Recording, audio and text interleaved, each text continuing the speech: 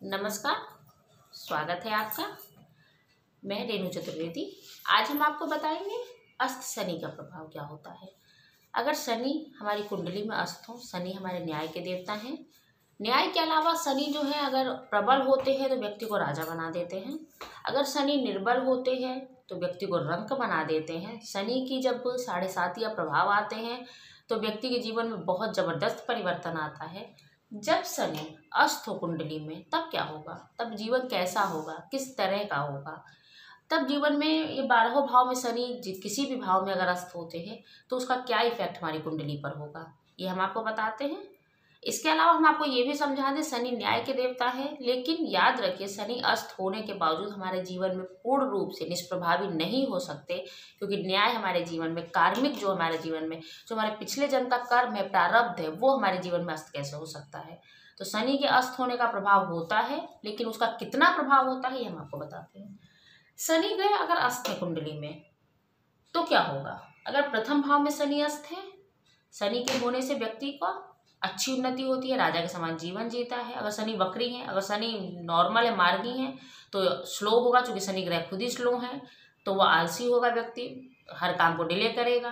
अगर शनि अस्त है और प्रथम भाव में है और लग्न पे किसी अच्छे ग्रह की दृष्टि भी नहीं है, शनि अस्त जाहिर सी बात है सूर्य के साथ होंगे तो सूर्य तो अपना प्रभाव देंगे, मगर शनि अस्त होंगे तो वो व्यक्ति शनि के गुणों से वंचित होंगे। यानी यहाँ पे अगर सूर्य के साथ शनि है तो व्यक्ति मेधावी होगा, तेज होगा, लेकिन सूर्य के प्रभाव में शनि अस्त होंगे तो सूर्य शनि का प्रभाव उसके जीवन पे नहीं होगा।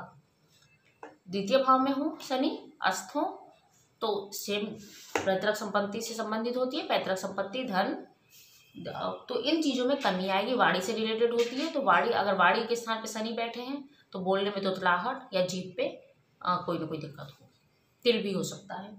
तृतीय भाव में शनि हो तो भाई बहन अस्त हैं, तृतीय भाव में शनि अगर अस्त हैं और जाहिर सी बात है शनि अस्त हैं तो सूर्य के साथ ही होंगे, तो यहाँ पे पराक्रम में कमी आएगी, हास होगा, भाई बहनों का हास होगा, या अगर है तो संबंध अच्छे नहीं होंगे, सौतेले भाई बहनों का योग भी बनाएगा।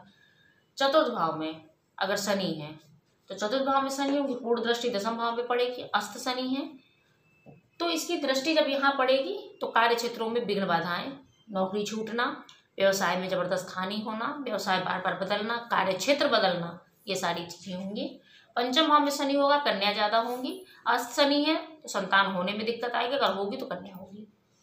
षष्ठ भाव में शनि है, अस्त है तो अस्त शनि यहाँ पे अच्छा फल नहीं देंगे, आपको कानूनी मामलों में विजयी नहीं बनाएंगे, आपको रोग और शत्रुओं के मामले में हमेशा आप दबे रहेंगे।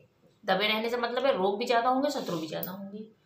सप्तम भाव में अगर शनि है, सप्तम भाव में शनि अरिष्टकारक माने जाते हैं, अस्त शनि है तो बिल्कुल भी अच्छे नहीं है। यहाँ पे आपके दाम्पत्य जीवन को डिस्ट्रॉय करने की, खंडित करने की संभावना बनी होगी। अस्त होंगे तो पूरी तरह से खंडित नहीं करेंगे, लेकिन उसके स्वभाव में, उसके उल्लास में, उसकी खुशियों में कमी लाएंगे। अष्टम भाव में शनि है, शनि का अष्टम भाव में होना अच्छा होता है, दीर्घायु बनाते हैं, मगर अस्त हैं तो आयु में कमी देंगे।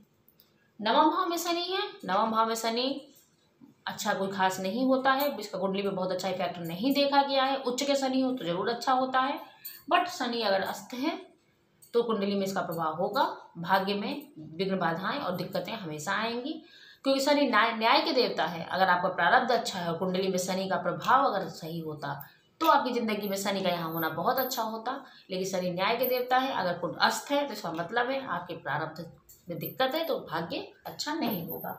यहाँ पे शनि का होना, शनि यहाँ पे अगर अच्छी स्थिति में तो सर्जन बना देते हैं, डॉक्टर बनाते हैं, लोहे से संबंधित कार्य करने में आपको सफलता दिलाते हैं, मगर यहाँ पे शनि अगर अस्त है तो यही चीज़ें आपको नहीं प्राप्त होंगी।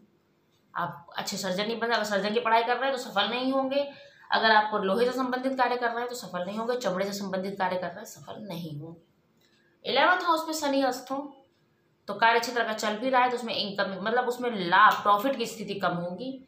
नौकरी कर रहे हैं तो पदोन्नति नहीं होगी, अगर कार्य कर रहे हैं, व्यवसाय कर रहे हैं तो उसमें लाभ नहीं होगा।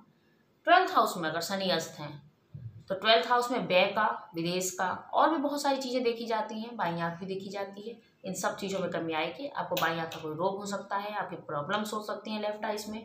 इस तरह से कुंडली के इन सारे भाव में शनि जब अस्त होते हैं तो ये प्रभाव देते हैं। लेकिन इसके साथ वो जिसके साथ हैं, जिसकी दृष्टि पड़ रही है, इन सब चीज़ों को भी देखना होगा। सिर्फ शनि के अस्त होने से सब कुछ खराब नहीं होगा।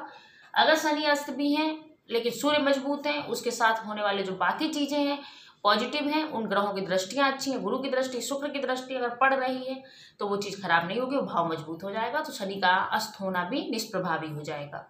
तो कुल मिलाकर शनि का कुंडली में अस्त होने का यही प्रभाव होता है। आगे कोई चीज़ और जाननी हो या आपकी कुंडली में ऐसा कोई योग बन रहा हो, ऐसी कोई शनि अस्त हो या ऐसी कोई युति आ रही हो तो हमसे डिस्कस कर सकते हैं। नमस्कार।